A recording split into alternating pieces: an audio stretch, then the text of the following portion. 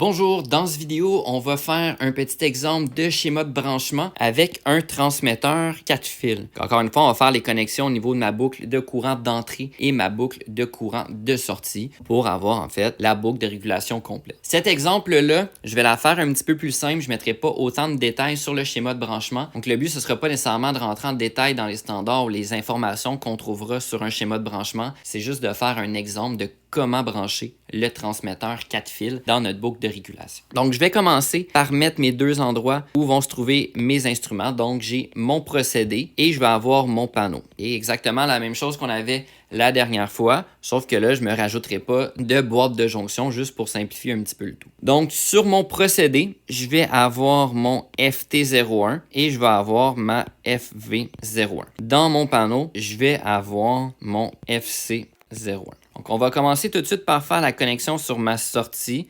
Donc, ce sera la connexion la plus simple. Donc, un signal 4 à 20 qui s'en va de la borne plus à la borne plus et de la borne moins à la borne moins. Maintenant, étant donné que je sais que mon transmetteur, c'est un 4 fils, bon, je pourrais tout de suite y mettre 4 bornes. Encore une fois, je ne mettrai pas de polarité tout de suite. Je vais attendre de faire toutes mes liaisons pour simplifier le tout et pour éviter d'avoir des croisements. Donc là, je vais m'ajouter une source de 24 volts avec deux bornes qu'on va pouvoir venir lier à ma source, comme ça ici. Donc, le plus avec le plus et le moins avec le moins. Et je vais avoir mon contrôleur avec, encore une fois, deux bornes pour les entrées. On peut l'indiquer ça quand même, comme ça ici. Et là, tout ce que j'ai ajouté, c'est mes signes plus, plus, moins, moins, comme ça ici. Donc là, ici, je vais avoir ma boucle de courant d'entrée qui est ici et ma boucle de courant de sortie qui forme ma boucle de régulation. Et j'ai mon alimentation qui arrive de la source 24 qui alimente directement mon transmetteur avec l'alimentation 2 fils puisque c'est un transmetteur 4 fils.